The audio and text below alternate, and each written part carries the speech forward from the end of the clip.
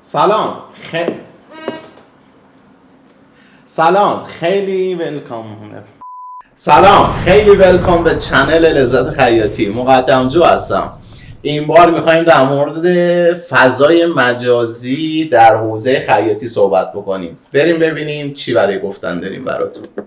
در همه اوضاع میتونیم صحبت کنیم. در همه اوضاع میتونیم صحبت بکنیم، ولی این دفعه ببینیم که اصلا لازمه خیاطا بیان تو فضای مجازی. ناصر مقدمجو. پسرت گفته بودی اینه؟ جدی این کوکو حکم پسر منو داره. من گفتم که شایعه درست نشه، ولی مثل این که کامنت هایی که اومده بود حاشیه درست شده بود. آقا پسر من اینه به خدا. من ندارم، پسر ندارم. خوب هستی؟ اول باید مادر رو پیدا کنیم، بعد پسر رو پیدا کنیم. ایشالله که پیدا میکنیم. خوب هستی آقا مادم؟ ممنون، سلامت بشی. آقا ماهان عزیز تخصص در حوزه مجازی و کسب و کار در کلن شبکه‌های مجازی.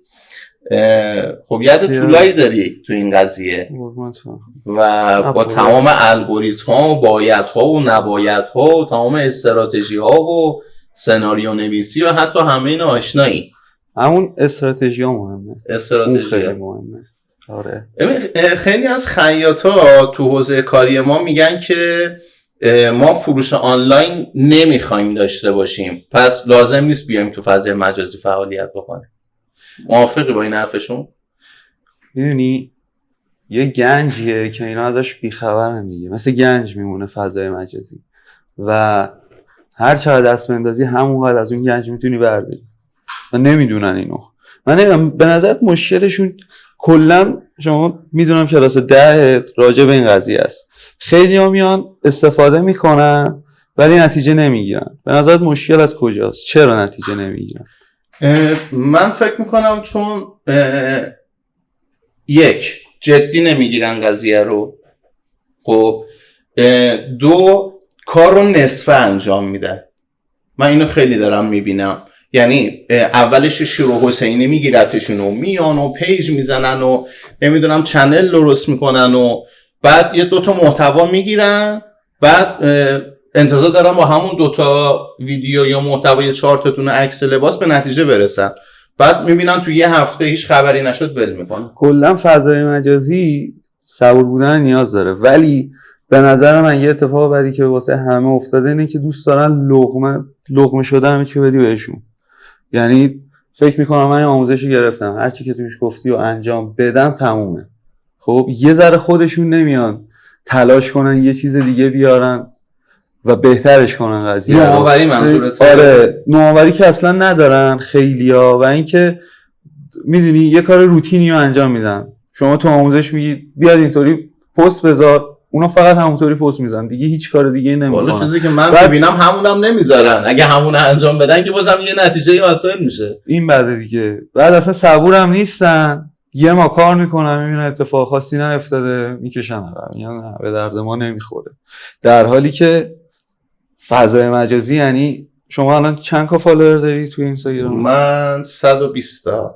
120,000 تا، یعنی 120,000 تا آدم از 120,000 جای مختلف دارن فعالیت دارن میبینن. چی بهتر از این؟ شما بیا یه مغازه بزن توی یه خیابون خیلی پر رفت آمد، 120,000 نفر در روز از جلوی مغازه رد میشن. نه خب من کی فکرشو میکردم از انگلیس و آلمان و روسیه و استرالیا و امارات و دبی و عراق هنرجو بگیرم. من تا حالا اصلا دبی نرفتم یا انگلیس نرفتم. گنج نیست، اسمش چیه؟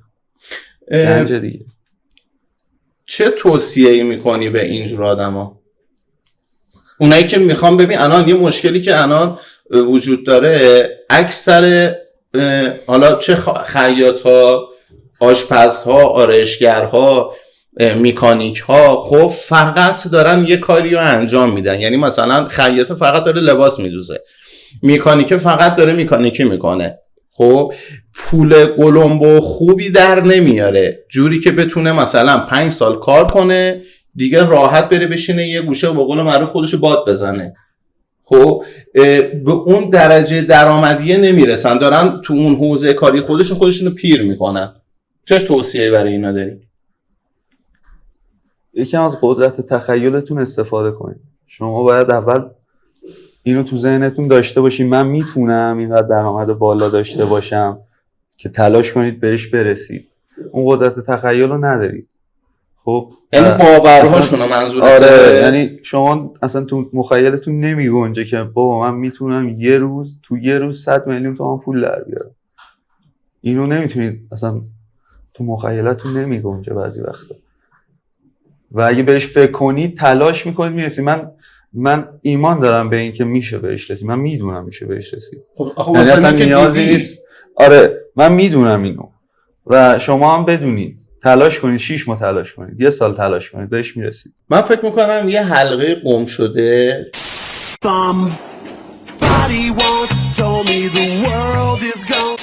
توی اطلاعات حالا مخاطبین هستش که خیلی خوبه اینجا یادآوری بشه. فعالیت تو فضای مجازی به نظر من فقط برای این نیستش که فروش آنلاین داشته باشی. برای این هم یعنی یه بخش خیلی مهمیش برای اینه که شما مشتریهای حضوری و سنتیتون رو خب از طریق فضای مجازی حفظ بکنید، نگه بدارید و مدام به تعامل بیارینشون که مجدد ازتون خرید بکنن. من فکر میکنم این بخش خیلی مهمه. اصلا کلن این یه استراتژی فروشه که ما یه سری مشتری داشته باشیم همیشه از ما خرید کنن. یعنی اینکه یه مشتری بیاد یه بار خرید کنه بره یه چیز خیلی اشتباهیه. چرا باید این کارو بکنه در حالی که 10 بار دیگه میتونه بیاد خرید کنه از ما؟ و فضای مجازی این کارو خیلی راحت میتونه انجام بده. یه کتابی داشتم جدیداً میخوندم، بعد این قضیه رو کامل باز کرده بود که ما 3 نوع فروشنده داریم. یه نوعش همون کسایی هستن که فقط مشتری ثابت دارن و اون مشتری ثابت همیشه داره ازشون خرید میکنه که خیلی خوبه ها، ولی فقط اگه اینطوری باشه اشتباهه، چون دیگه مشتری جدید نمیاد. همون مشتریای ثابت رو دارن و به همون میزان درآمدی که دارن قانعن. یعنی یه میزان درآمد ثابتی واسه خودشون کنار گذاشتن، هر ماه دارن همونقدر درآمد در میارن. میشه اینطوری باشه، ولی خب کسی که دنبال پیشرفت باشه میگه من اونا رو داشته باشم باز جدید بیاد. تبلیغات خیلی موثر. این که اصلا متاسفانه خب یه موضوعی هست که ما هممون میدونیم تبلیغات خیلی مهمه، ولی هممون واقعا بهش نمیپردازیم. یعنی دوست داریم تبلیغات بکنیم ولی تبلیغات رو توی اولویت فعالیتامون نمیذاریم. این خیلی بده. خیلی بده. تبلیغات رو بچه‌ها باید بیارن بذارن تو اولویت فعالیتاشون، در صورتی که الان اولویت فعالیت شده که بیشتر بدوز، بیشتر تولید کن، بیشتر نمیدونم خودتو خسته کن، در صورتی که اولویت باید باشه تو این که چطوری من بفروشم. یعنی قبل از این که مدلی رو تولید بکنم مشتریشو پیدا کرده باشم. این خیلی مهمه.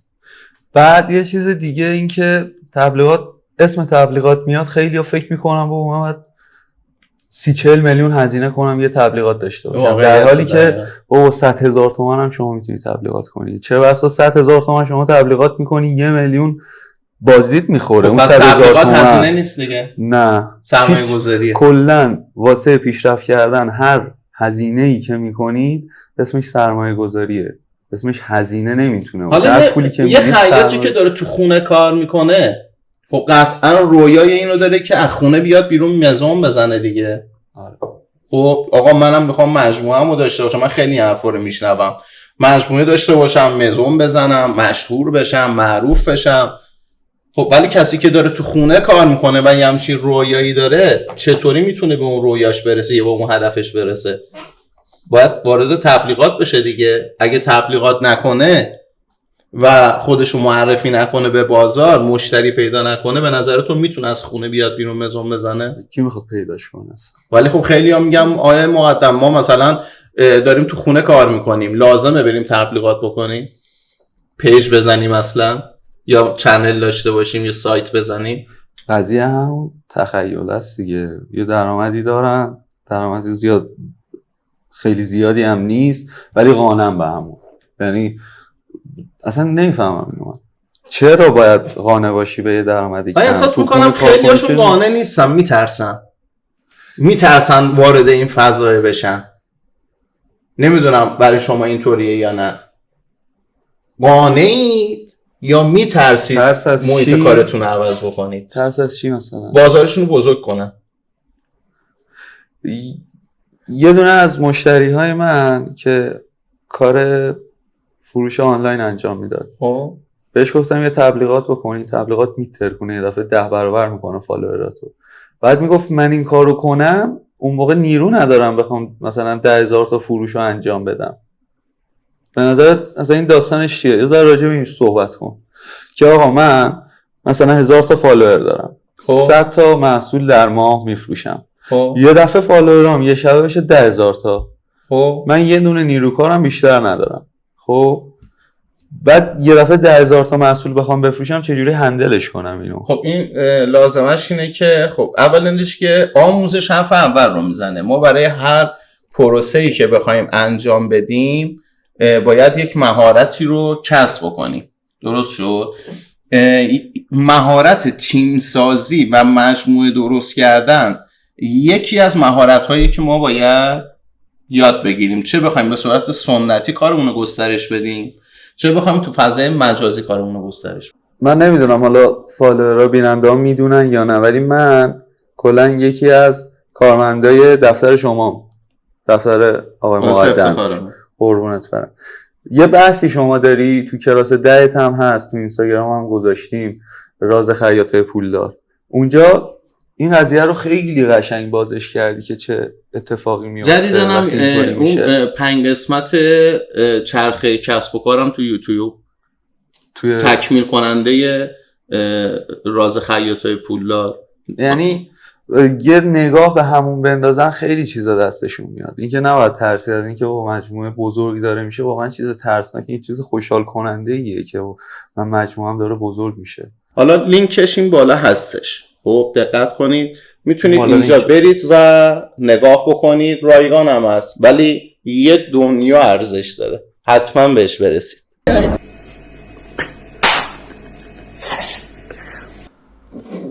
اشانتیونه اومدم اینا. آره ببین این الان اشانتیون هنرجوهاست، سبزشه، اون سبزشه، ساعت، متر و یه سری وسایل کاربردی حالا تو حوزه کاری خودمونه که ما به هنرجوها میدیم. این همون تبلیغات هست که داشتیم صحبت میکردیم. آره. یه تبلیغات ماندگار، البته نسبتا ماندگار اگه نشکنیمش چون یه دونه شکستنیه.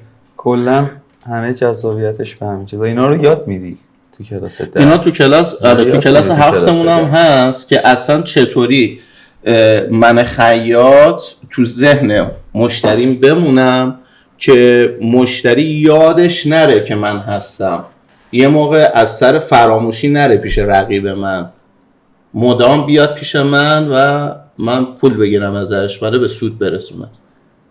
یه چیز بگیم دیگه ویدیوها رو تمومش کنیم ها. کلا فضای مجازی این نیست که شما 4 تا پست درست کنی بذاری، چند تا استوری بذاری. فضای مجازی میخوای توش کار کنی باید مدیریت فروش بلد باشی، باید تو زمینه تبلیغات اطلاعات داشته باشی، باید بدونی که چجوری مشتری رو نگه دارم، چجوری راحت بفروشم، و یک چیز خیلی مهمی که وجود داره این که به محصولت باید باور داشته باشی. بهترین محصول رو دارم ارائه میدم و هیچ ترسی نره ادعا کنی که بهترین لباس رو دارم میفروشم. باید بگیری، باید توجیه کنی که این هزینه‌ای که بابت این لباس داری میدی واقعا چیز زیادی نیست و خیلی بیشتر از اینا ممکنه ارزش داشته باشه. همه اینا یاد گرفتنیه، همه اینا با مطالعه اوکی میشه. فقط کافیه یه ذره تلاش تو بیشتر کنی. همین الان پیج تو راه بنداز، 6 ماه زحمت بکش، من بهت قول میدم بعد 6 ماه درآمد 10 برابر میشه. خیلی راحت. خیلی عالی بود. دقیقاً ببین بهترین سرمایه گذاری عمر ما آدم ها سرمایه گذاری روی خودمونه و یه قانون که اصلا نمیتونیم منکرش بشیم. هرچی بیشتر بدونی بیشتر پول در میاری. پس سعی کنید روی اطلاعاتتون کار بکنید. لایک و کامنت و سابسکرایب هم یادتون نره. اون زنگوله رو هم روی آل بذارید و پیگیر ما باشید.